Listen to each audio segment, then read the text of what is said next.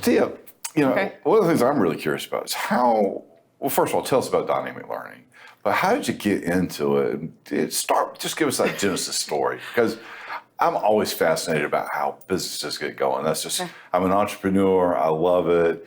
It usually is just go to the story and I can tell you why I love it. How about that? Okay, so I'm originally from Rocky Mount, born and Right. raised Edgecombe County. Mm-hmm. Graduated from Southwest in 2001. Okay. And then I matriculated to Greensboro, was there for a little bit. And I always tutored ever since I went to A&T, from freshman year all the way through grad school. So I always had the tutoring background and loved to help kids and all the other good stuff. Moving fast forward, I did get a graphic design degree. So I worked in marketing, I worked in all the other good stuff, graphic design.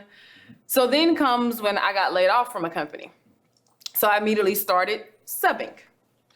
The state was paying for people to go back to school for education. So ta-da, here I am.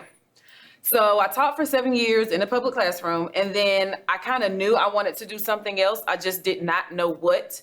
It was either going to be a graphics firm or it was going to be a tutoring company.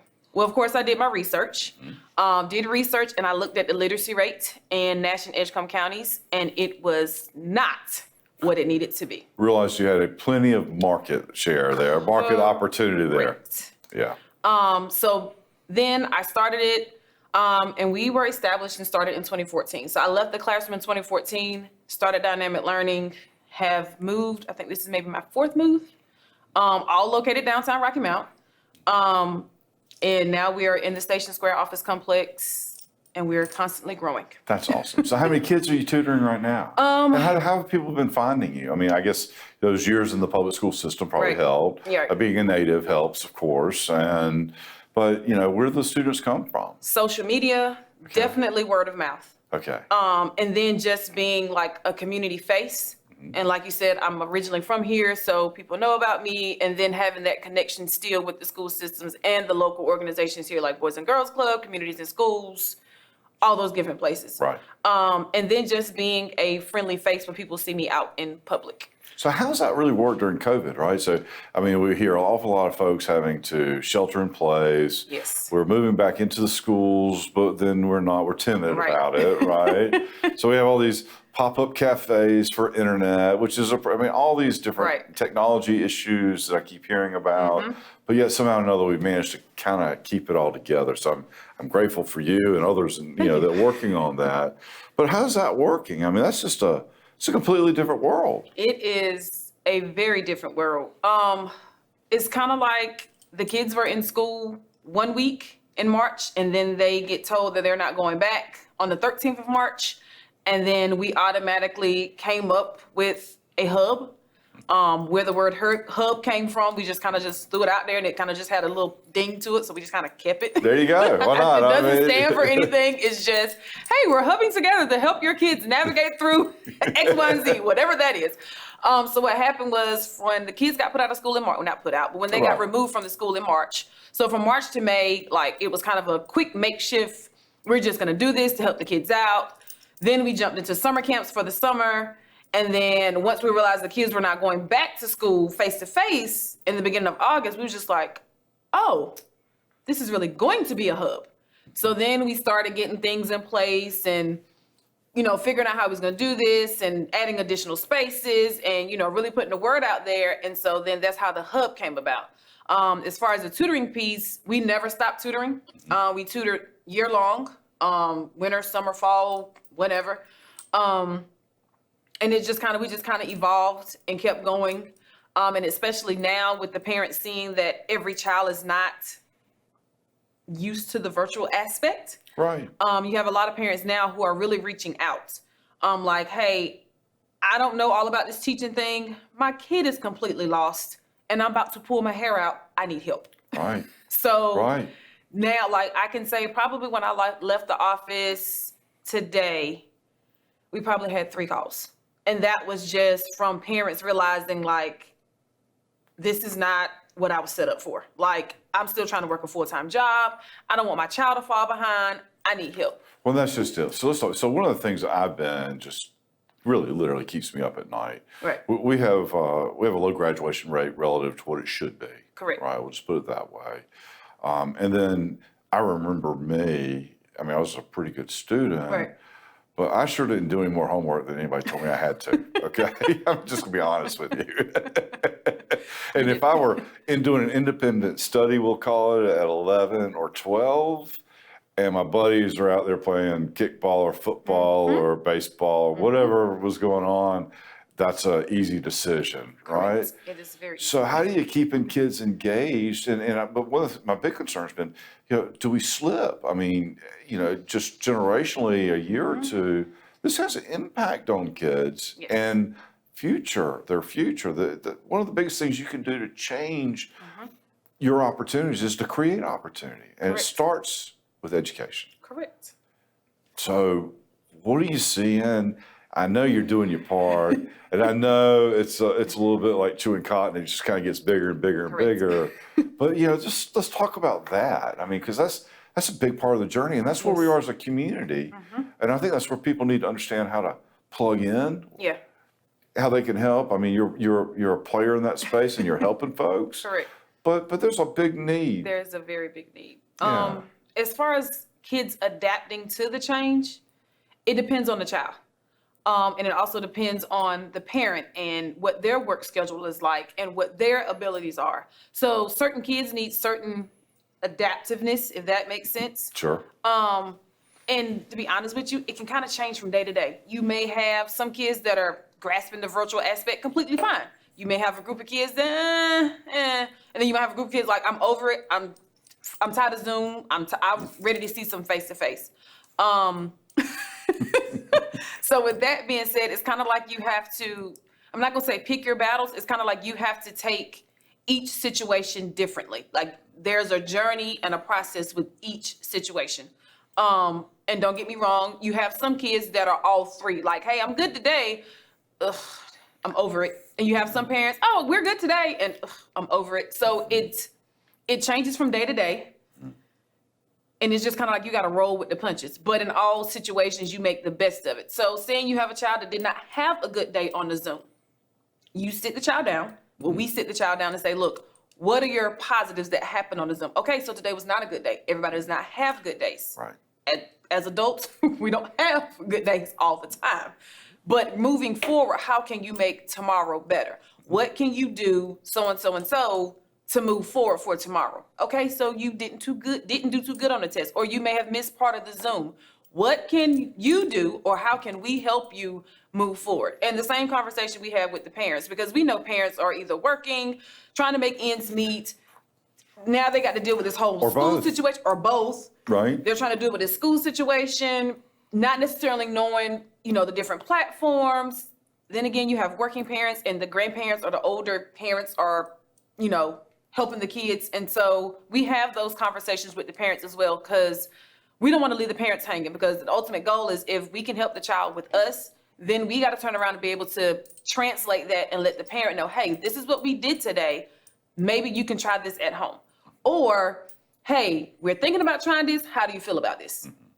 So the bottom line is it's a journey, it's a process, but there has to be open line of communication on all parts. So really flexibility is part of it too. Correct. So I just need to know, I need to read the signs and I need to respond and react. And I just need to guide in whatever direction. Correct. It's more of a fluid situation than it is. The recipe is 1, 2, 3, 4, 5, There- 2 dashes of love, a hug and a whatever may work today. Might not work tomorrow.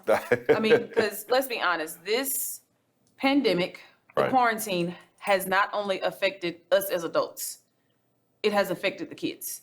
They're missing their friends. They're missing their teachers. They're missing going to the school. They're missing being on the playground. Like they're missing that stuff. They're missing their play dates. They're missing all of that stuff. So their mental health is at stake too. And it doesn't show up in the kids like it shows up in adults. Ours may show up, hey, we need to take a spa day. The kids may show up, hey, I need a hug today. Well, yesterday they didn't even want you to say nothing to them. Right. Right. Don't even pretend like you know Don't me. pretend I didn't know me. Hey, look, let me be on my teacher's Zoom. Oh, you're talking to a teacher today? Okay, cool. So it just depends. It's kind of like you have to roll with the punches, and you can't wear your feelings on your shoulder. Sure. Well, it's funny you mentioned that because I was listening to Wakefield Cushman. So Mr. Cushman, who's the chairman of the firm, Correct. out of New York was talking. And so, as you imagine, they've got billions and billions of square feet of space throughout the world. Uh-huh. And it's all commercial real estate. It's all office buildings for the most part. So they got to figure out what to do with this inventory. And so one of the things that was interesting to me that you just kind of remind me of, they were doing a study and a survey of professions. And so what they found was lawyers, for instance, actually had an efficiency pickup Correct. from working at home. But then many people in the sales departments, I mean, cratered. I mean, they've lost about 60% of their efficiency. Correct. And so, kids are no different than us. That was the thing that you kind of remind me of, right? So, so if I need people around me, I need people around me. Correct. And no substitute. Zoom will not substitute for that. It helps. But it does not. It's just not the same. No, it is not. Kids are resilient. Don't get me wrong. No. They adapt well. They bounce back. But sometimes it's just they need that face to face. Right. And they know that they're supposed to be in school, and so they're trying to figure it out. The Zooms are overwhelming. They trying to grasp what the teacher said. Right. And what the Zoom went out, internet connection went out. We don't have Zoom today. I don't understand this assignment. Right. And so they're overwhelmed. We all know 90+ communication is nonverbal, right? Correct. It's my looking at you, seeing your body language, how you're shifting, and then that means probably more than what you say. Yes, it does. And you just can't get that unless you're face to face. That's just the bottom line. Correct. So how'd you pick downtown Rocky Mount? I know Well- you're a huge advocate for it, and I'm down here too. So I'm a big supporter of it. So, but how did you pick it? And you've moved 4 times, so that's a different level of commitment. That's a different perspective. I know I'm shifting gears on you a little bit, but I'd love to hear that story. And the other thing about your story I love so far is this ability to shift and pivot. When things change, right? So I'm working for a firm, that job changes for whatever reason. Correct. What can I do? And yet you find yourself standing on top every time, creating the opportunity to be successful. And that's something a lot of people just don't get, right? It takes a lot of determination, Amen. research, and above all, you're gonna have to rely on God. Like you're just gonna have to. Like there is no possible way that none of this would have been done without him. I started off in the library, just got a little small table, student, a couple of kids. I moved into the self-help building downtown on Main Street, moved across the street to the other side of Main Street, was there for, I think, a year. And then I went to Douglas Block, and then I was there for 2 years. Outgrew all the spaces, and then I outgrew that space, and then I moved to Station Square. Okay. So I recently moved there. I think it was, so this is 2020. I think maybe 2019. So when we talk next year, you'll be looking at another space. Correct. And that's fantastic. How many kids are you touching today? Roughly, probably between, including kids with Hub, I say at least maybe 25, 30. Wow. And before then, even with just regular tutoring, it was about 25 kids. Right. So of course, as the school year goes on, things shift. Parents see like, hey, my child needs some help, or I'm ready to jump back in the game. Because when COVID first came, parents were kind of just, let me figure everything out. They was trying to figure out whether they had jobs. They was trying to figure out how the schooling was going to go. And it was just a lot of things people had to figure out. Well, frankly, it felt a little bit like a snow day. It Right. did. We all kind of hoped it'd be over in 30 days, 40 we'd be good, days, like SARS. We heard how devastating it was, but it really wasn't. At the end of the day, that huge for us as a country. However, we have found our match. Correct. So downtown. Why downtown? So you could have moved 3 times somewhere, anywhere. And so why the loyalty to downtown? I like the feel of downtown. We feel like one big happy family. We all help each other out. There's a lot of collaboration downtown, and it felt right now. Don't get me wrong. I looked at other spaces in Rocky Mount, and I went into the buildings, and I was just kind of like, this ain't it. Right. And then the spot came up in the Station Square, and I was just like, this is That's it. Like it's just a feeling that you get. Now, is it some work that has to be done to continue to build up downtown? Absolutely. Is it just going to take a couple of businesses? No. It's going to take everybody. And so I'm committed to that cause. Like I said, I love the feel of downtown. I love the camaraderie of downtown, and we just mesh well. Well, that's one of the things I want to talk about, right? So, I hear often, well, downtown, gosh, so much crime. Well, first of all, there's nobody down here. Correct. Not enough people down here to have any crime to speak Correct. of. I mean, unless you call maybe some small vandalism from time to time crime, So, but yet there is a burgeoning community down here. So you're down here. I know Mo Deloach is down here. Richard Gerganis, who's the pastor at, I can't remember, it escapes me now, lives downtown. Number of people are beginning to move here. Correct. Apartments are being developed. There's a lot of energy. Now, if you just drive through downtown right now, you're not necessarily seeing it. So I think that community is a little invisible to folks. Correct. So can you maybe just describe that for somebody who really doesn't know? But there's a lot going on underneath the surface down here that I just would love for you to share. Just explain it to folks. With downtown, it's a patience process. Like you have to be patient with it. It's a process. It is a journey. And it's kind of like a duck's feet up underwater. It's constantly moving, but above surface, it's just like they're just gliding, just moving through. But there are worker bees downtown. So stuff is coming in the fold, but it just hasn't surfaced yet. And I do believe when it does surface, it's going to be like a big boom. Oh, this happened? Like, wait, where did this come from? Right. So it's kind of like people have to be patient. People have to jump on board with it and not necessarily say, oh, is this really going to happen? Just sit back and watch and wait, patient, keep doing positive vibes, and things will grow and come. I call that the 15-year overnight success. You look at somebody, oh my gosh, they just exploded overnight.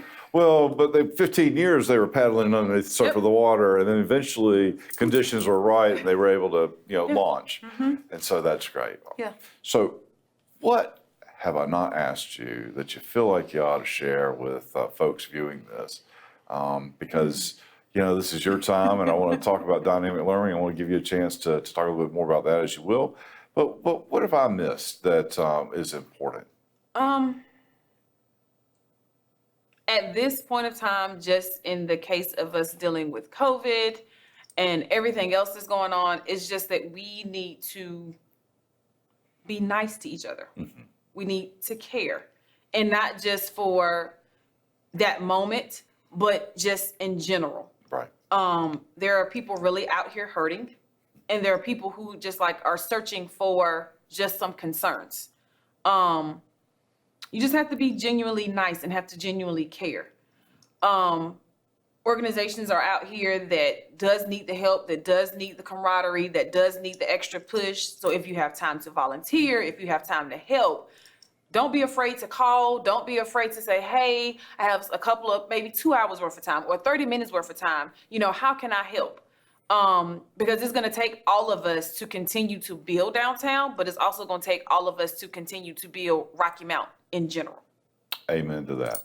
I don't think anybody can say it any better because it is about us. We are Correct. Rocky Mount. Yeah. And so how do we help everybody Yeah. be successful? Because if the least among us need to be successful, that elevates and creates opportunity for everybody. Everybody. Nobody quite sees it that way. Yeah. Not everybody sees it that way, but I believe that to be true. Yeah. And I also believe, you've mentioned your faith, I also believe that's what the Bible tells me that I need to be doing. Correct. And so at least as I read it, and that's a charge that I believe is important for all of us. Correct. So thank you so much. You're welcome. Thank you for having me.